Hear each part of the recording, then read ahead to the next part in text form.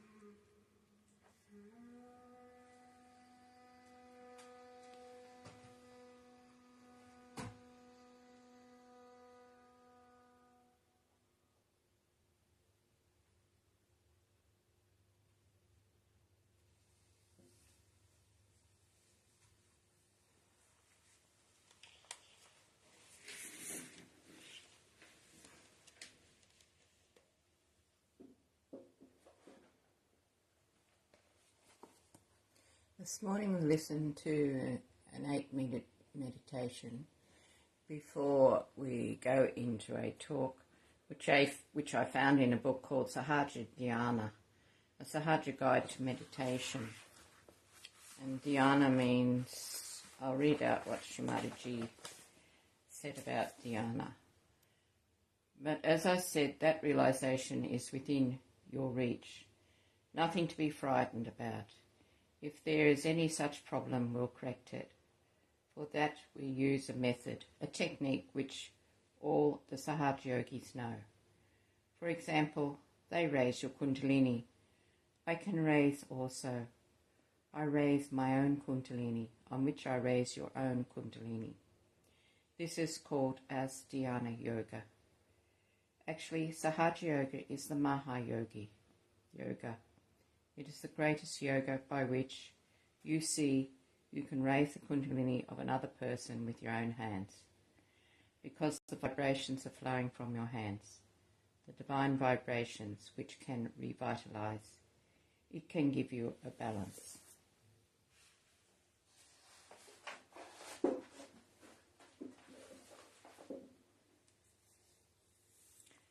this morning's video will be Shri Shakti Puja Kabbalah 1993. I'll be playing the last half of it. My mother talks about how to get into meditation. Meditation is when you are one with the divine. And to have a full oneness with the divine is possible only if you really meditate. So, to start with, let us listen to this 8-minute meditation with music and mantras.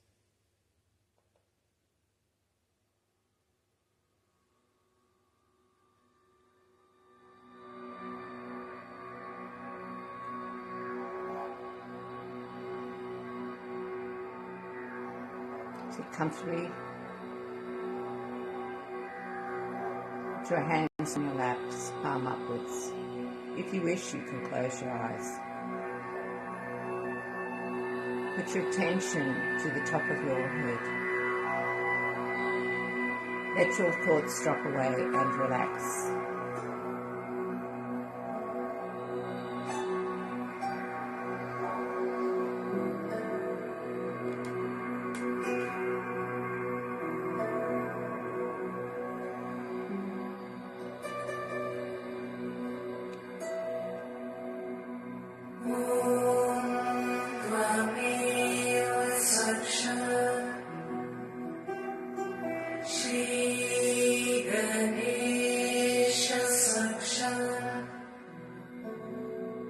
Shri Mataji, Shri Mataji, Namo Namaha. Om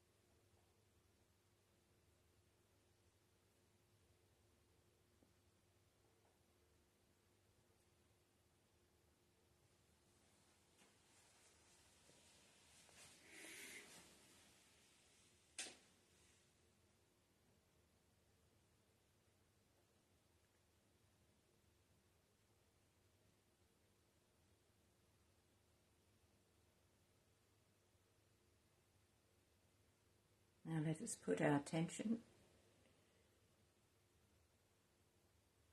to our vibrations.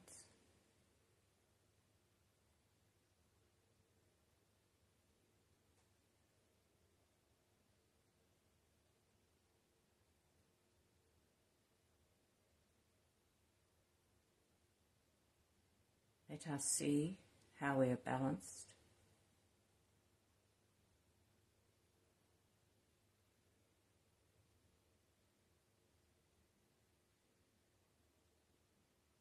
Gently check on your palms of your hands. Are you feeling any vibrations at all? Any prickles or heaviness? If the left side is catching, put that towards Shri Mataji, the Adi Shakti, and put the right hand down towards Mother Earth and clear the left side channel.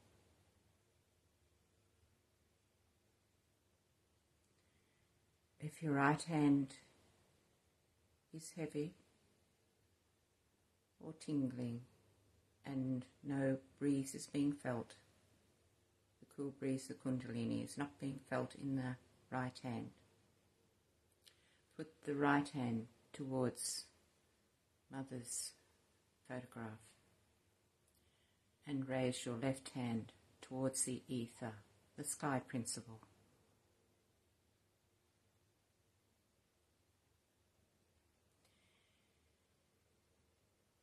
If both hands are heavy, put both hands down towards Mother Earth and leave Mother Earth suck out all the negativity.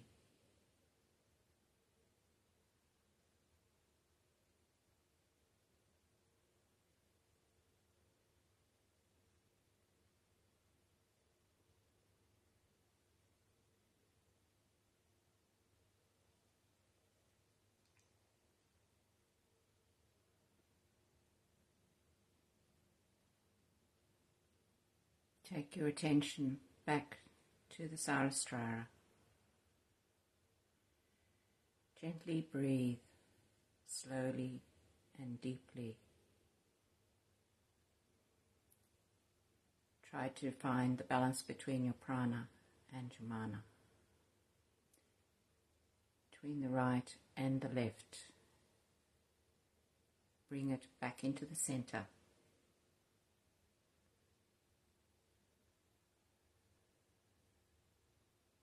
Find the space between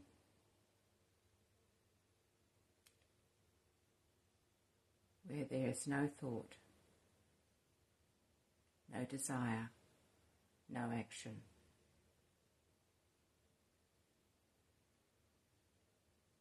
Let your breath gently slow down to the point where breathing is not so necessary.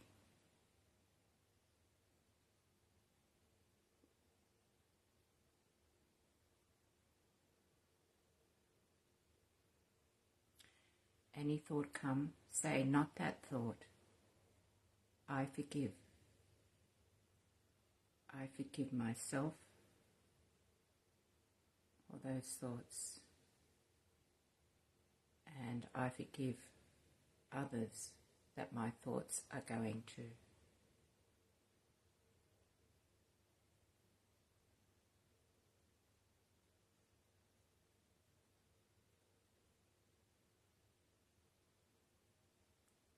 When you're ready and are clear, put your hands back on your lap, palms upward, and continue in a peaceful, quiet meditation without thought.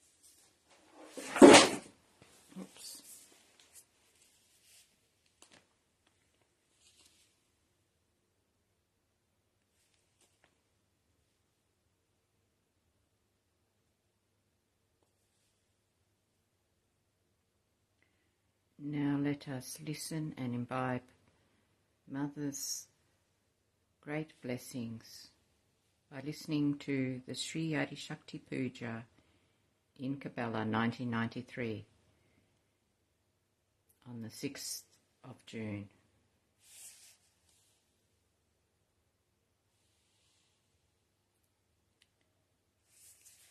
And we'll start at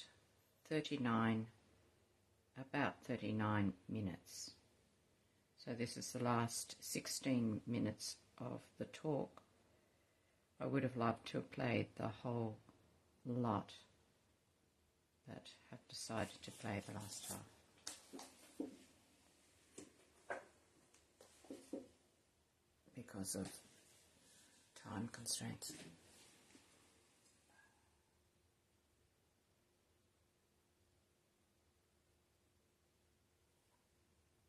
State only, Adishakti had to come to establish the Dharma.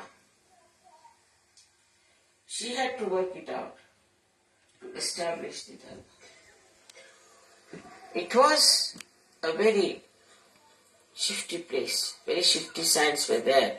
But when I was born, I was shocked the way people were. At that time, I don't think I met carpet, it's not a carpet. The brain is washed, you see, you think, oh, it's not a carpet. Suppose it's something else. It's like a mesmeric thing, I feel. The way people accepted this nonsense of racialism, of all kinds of disparities, of slavery, of caste system, and especially ill-treating women. All this came out of the choice that was given to them to select what is good, what is bad. So to them it was very good, you see. It was a nice thing to do. Under these circumstances, compassion would have been wasted on these people. Divine love would have been a waste. Because mentally people were not prepared to understand. You could not tell them that this is absolutely out of your blindness, ignorance, you are doing this. This is not the right thing for you. This will not make you noble. This is ignoble. You are doing ignoble things. Of course, so many saints came, they talked of nobility, of forgiveness, of unity, of oneness, everything they said. Big seers were born, they also reached that point to talk about it. But still people were not prepared so much. Gradually, I think, their teachings and all that started working in people. But the biggest problem came with these so-called religions that they started. All religions got derailed. And they formed kind of poodles, you see. Muslims here, Christians here, Hindus there, this is this, this is this. So you really needed this river of life to fill up all these poodles and make them one. It's complete ignorance, is sheer stupidity to think that one human being is higher than another. You can only say one thing, that at a different state you are. Some are at a different state, some are at a higher state, but in general you cannot condemn somebody that he is no good, this society is not good, this society is good. In general. Individually you can say. In general you cannot say. But this ignorance was so dark because it became collective. It's a collective ignorance. Collective ignorance. They all joined hands together collectively to say that this is the religion that is the best. We are the only ones which are saved ones. Another said, no. These are absolutely condemned people. We are the best. And under the name of religion, under the name of God Almighty, they started this nonsense. So now, Adi Shakti had to assert, put the complete force. So, the first thing she realized that one should know what is a family. A child grows in the family. If the children do not get the proper attention from the father or mother, we can say if they are also spoilt, or if not spoilt, if they are overindulged into, or they are neglected, then the child doesn't know what love is. If a child doesn't know what love is, love doesn't mean that you spoil the child or you give him lots of toys to play and get rid of him. It means that all the time your attention is on your child. And that attention is not indulgence, but an attention for the benevolence of the child. So all the time you are seeing that there is benevolence. And thus, I thought the family life has to be, first of all, substantiated. It's very important. Because these days also, under the name of religion, they have started nunneries and then priests and then sannyasis and all kinds of babas are there. They are so dry and they are so misleading to people that people started taking to this kind of sannyasa, getting out of their houses, running away from their wives, their children. So the first point I realized, human beings cannot have love who haven't known what is love. And this love is more effective if it is collective. See, we must have seen that in India people really love each other in a family. I mean, so many relations, we don't know how we are related to them. We just call them brother, sister, this, that. We don't know what is the relationship. So whose father was whose sister, nothing. But we just feel this is our brother. And if you ask how is your brother, you wouldn't know how is your brother. The reason is we had joint family system. The joint family system is just like a collective system. So nobody knew who was whose real brother, who was his stepbrother, who was his cousin, nothing. They all lived together as just relations. But then this also broke. This joint family also broke because of economic reasons and things like that, whatever it is. So now at this time, see this very crucial time it was, when the people had to know love and the family had started breaking in every country. Especially say Western countries. For men and women never realized the importance of family life. They never had faith in their family life.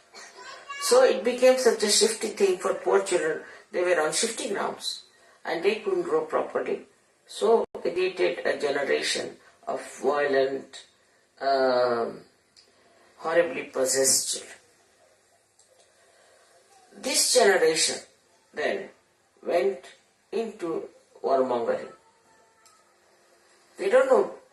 They feel like fighting. I've seen children fighting with a tree. I said, why are you fighting? It's nice to fight, But why are you fighting? They don't know. The reason, there is no love. So everything that you see, you detest. I don't like it, detest everything. You try out of your frustration to destroy anything that you see. So a new trend started. Apart from the war, when it was over, naturally the value system dropped out. People felt, what's the use? You see, we had all these values, so what did we get? War. And war, what is the war for? War has just killed all our societies, they have killed our children, everybody. And what is the great about this war? So the mind of the people on the whole was that, let's say, somehow or other, you must fight. Like the fittest man is the best. So the one who can dominate, the one who can come up is the best. So the domination of these imperial style of government was over, but individually it became a process of domination. With this process of domination, ego started developing. Even to children, they used to give education in such a way that children became very arrogant, very artificial, extremely arrogant and artificial. It was impossible to understand why these children were not at all controlled, were told that this is wrong. Because the parents also took a very, very defensive attitude. They would not face their children and tell them what is wrong. They were so attached to their idea that these children will leave us, that they said, all right, do what you like, but stay with us. Under these circumstances, even human beings as such were dwindling between a good family life and divorces and a funny society which believes in sharing women or sharing men and all kinds of things. So what a terrible situation was there for Adishakti to assert herself. Then also there was very big problem about these religions asserting themselves, their own ideas, their own conditionings on people, and absolutely blinding them. So it was a turmoil. It was a turmoil, and at this turmoil state only, Adishakti had to come to establish the dharma. She had to work it out to establish the dharma. It was a very shifty place, very shifty signs were there. But when I was born, I was shocked the way people were. At that time, I don't think I met many seekers. Of course, I met one or two realized souls. But mostly, they were worried about their insurance, their money, their this, that. But if you talk to them, you would not know. Where have you come into some wilderness or what? You didn't know what to talk to them. How could you start telling them about divine love when they were not seekers even? Then, gradually,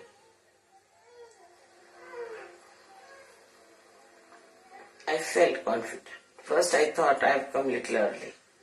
I should have waited slightly more, would have been better, because here the people hate everyone and every individual is against another individual and they are cheating each other and they are also very jealous of each other and also want to have higher positions and this and that over others. They want to pull everybody's legs. So maybe that is no yet time for Sahaja to start. But then I saw all these horrible false gurus also throwing their own charms on people and trying to control them. That made me really think that now I better stop worrying as to what the atmosphere is, worrying as to what sort of people there are. Let's start. And that's how the first Brahmarandra Chedan took place in India. That's 5th May. And 1917, 5th May, in the morning time. Of course it had also some events which made me hurry up to do it. I was quite ready. I knew what was the problem of human beings is, but I thought that maybe they may never accept that they can get their self-realization. Now this incarnation is really a very unique time. So many incarnations came. They came, told you everything like words and said, this is good, this is good, this is good. Some people who were enamored by them followed them. But nothing was inside their heart. Whatever they heard, all right, it's a sermon, it's a lecture, it's a Gita, that's all. And the life of such a person didn't have that spark of the divine love within that person. We have had lots of good people during this short time, if you see.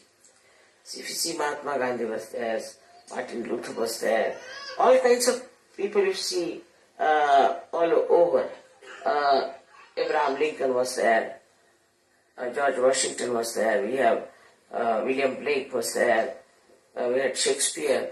All this time, you see in the literature, in every way, Lao Tse, then we had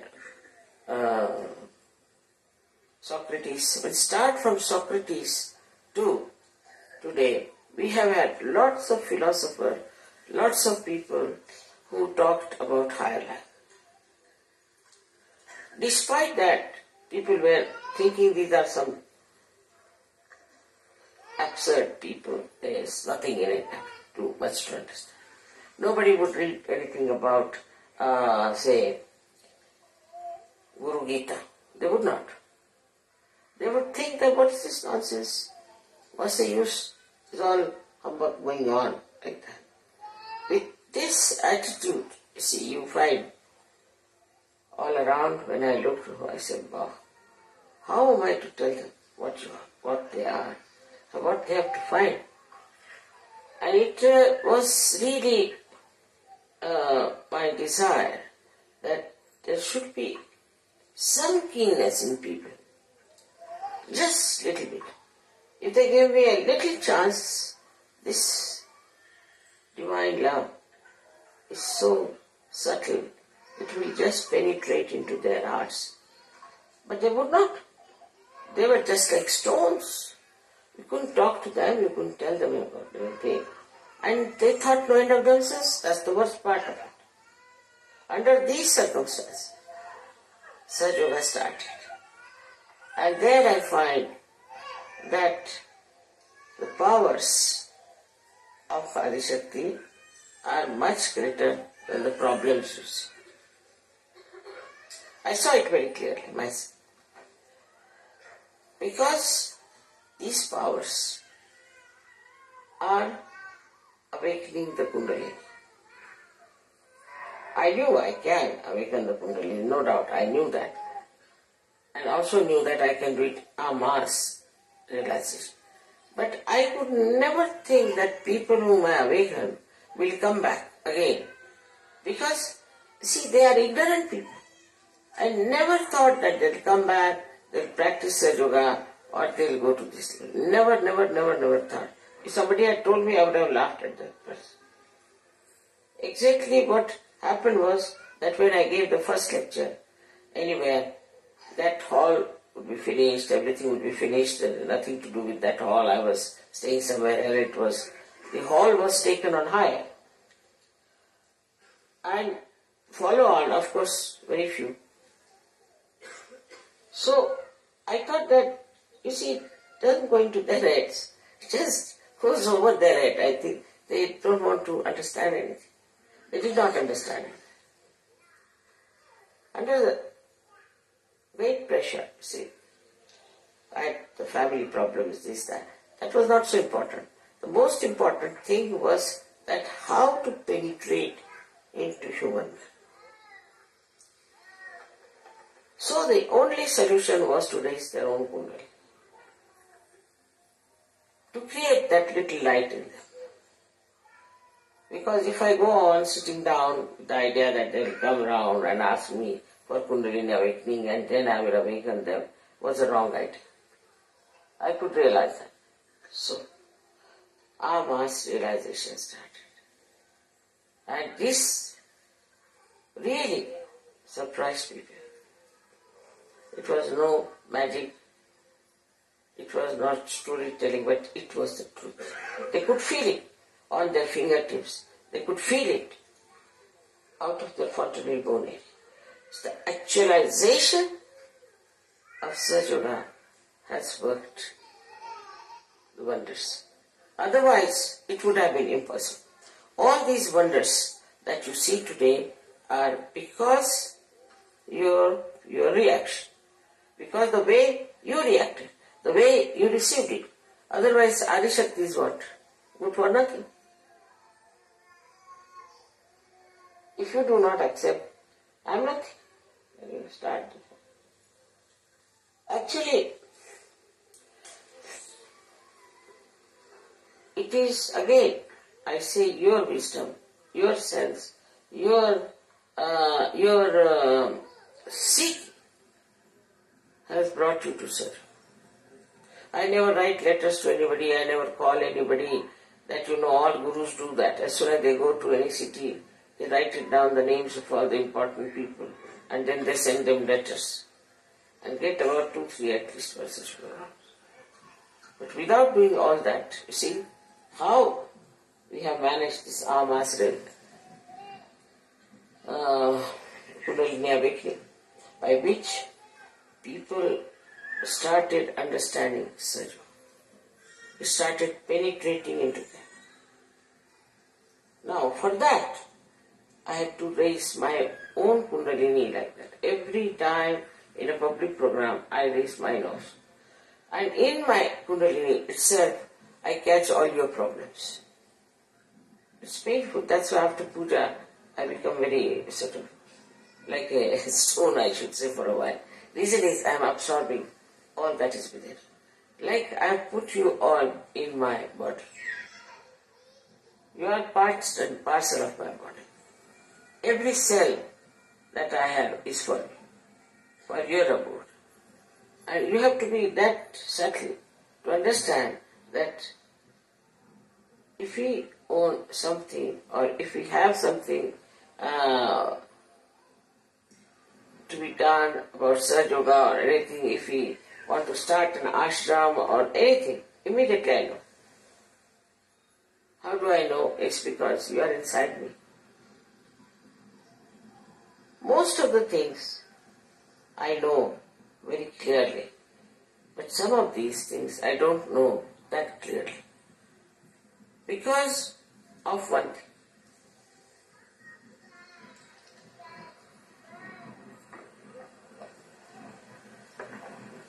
The relationship between you and me is of course very intimate, that you should be in my body. But if you people are not meditating, it's very mundane thing I must tell you. Dhyanagamya. If you are not meditating, then I have no relationship with you. You are not my relation. You have no right on me. You have no question to be asked. Why this is happening, why that is happening. So, if you do not meditate, I always say meditate. I have nothing to do with you. And no more there for me. It has no connection with you. Then you are like all other people. You may be Sahaja Yogis, you might have got your Sahaja Yoga degree from your leaders, maybe, I don't know. And maybe that you are regarded as something very great. But if you do not do your meditation every day, evening, morning or evening, you will be really not anymore in the realm of Shri Mataji. Because the connection is only through dhyana, through meditation. I have known people who do not do meditation. Then they suffer, their children suffer, then something happens, then they start coming and telling me. But I see clearly that the person is not meditating. I have no relationship with him. He has no right to ask me anything. In the beginning, of course, the meditation takes some time. But once you will know what is meditation is, how you enjoy my company, how you are one with me, how we can have a rapport with each other. There's no need to have anything else in between, like writing letters or maybe some sort of a special connection. Nothing. Only thing that is needed is the meditation. In meditation you grow. In that spiritually you become higher. And when that happens, you start, in a way, I would say, that when you reach a state of that, I should say, maturity in Sahaja, then you don't want to give up your meditation. Because that time, you are absolutely one with me. That doesn't mean for 3 hours, 4 hours you should do meditation. But it is how much intensely you are with me is important. Now it is not how much time you are with me. Then I am responsible for your children, for everyone. I am responsible for your ascent, for your protection, to save you from all your negativity. So it's not like a father who will directly punish you. It's not that. But it's just, alright, you are not my relation, I'm out. That's the only thing that can happen. If you are not meditating, alright, I cannot force you. I have nothing to do with you. You may have other relationship outside, outward. But this inner relationship by which you get your benevolence, you cannot have without meditation. I've been telling all of you, please meditate every day. But I think people are also not understanding the importance of what I'm saying. Because they tell me, Mother, we don't meditate. Why? Now we are realized, so why should we meditate? Now this instrument is fully made. But if it is not all the time connected for the mains, what's the use of having it? In that meditation, you will feel the love, the divine love, the beauty of that divine love. A complete panorama changes. A meditative person has a very different attitude, a very different temperament, a very different life, and he lives always in complete satisfaction with himself. So today, as being the first day, as you say, of the Advent, we can say that it is the first day when the Advent took place, as we are worshipping today. Of course, it was not today, but still we can say that if that is so. If it has happened, it has been helpful to you, it has been a great blessing to you, then must know how to preserve it, must know how to enhance it, must know how to enjoy it. You should not just get satisfied with one, you can say, one dance drama or one this thing, one that. But you should have a full oneness with the divine, full oneness. And that is possible only if you really meditate, which is quite an easy thing to do. To meditate is, some people say, Mother, we cannot get over time, we cannot think, we are all the time thinking something, or that time we want to see the watch. In the beginning, you may have a little problem. I am not saying you may not have, you may have. But that's only in the beginning. But gradually you will be alright. Gradually you will master it. Gradually you will know it so well that you would not like to have anything else of a cheaper type. You wouldn't care for it. You see, so to get to your beauty, to get to your glory, to get to your own great personality, which is now exposed, only thing you have to do really religiously is to meditate. That's not that tonight I came very late so I did not meditate. Tomorrow you say I have to go for work so I cannot meditate. Nobody wants to know the excuses. It's between you and yourself. It is your gain, nobody else. It's for your gain everything is happening. Now, one one has to know that we have achieved a certain height of evolution. And from this height, you might go up to here, up to here, up to here. I'm not saying it's not possible to do that. But first and foremost thing that whatever you may consider you to be a very high class certainly, you have to be humble about meditation. This meditative quality. Even when I'm talking to you, it's just I am getting into it because it's so joy-giving. You just jump into the ocean of joy. First it will be difficult, but after some time you will know that this connection that you have with Shri Mataji is the only connection that you are looking out for. And also, there is another point people get lost with, which I have seen very common with some people who get lost. They meditate individually, very much, which is very correct.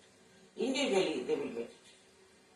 And they will sit down, meditate, we do puja, we do. But collectively they will not meditate. So this is another point one has to remember, that you have to be collectively meditating. Because I am a collective being of all. And when you meditate collectively, you are really very close. So even if you have a program or something, you must do some meditation with it. Always have meditation as a priority for any program. You sing the songs, it's over, everything is done, then you meditate.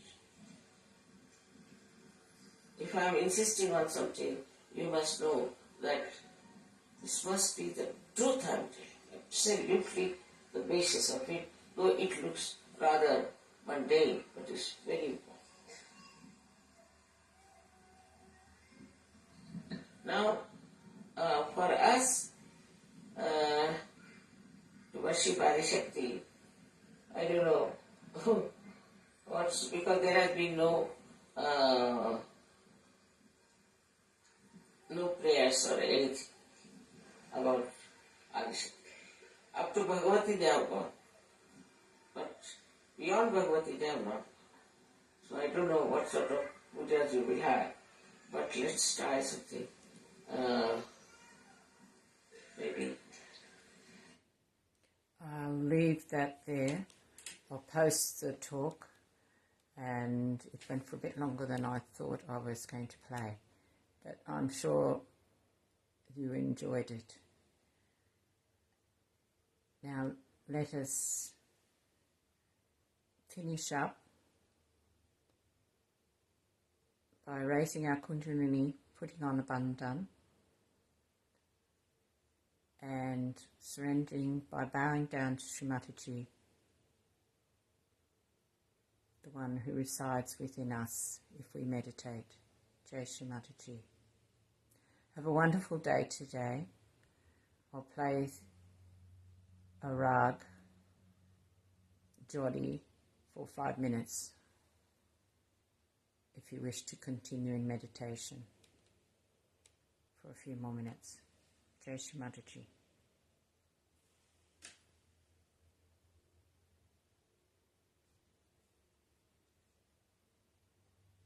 Thank you for joining in today. May you have a wonderful day ahead. Jai Shri Mataji.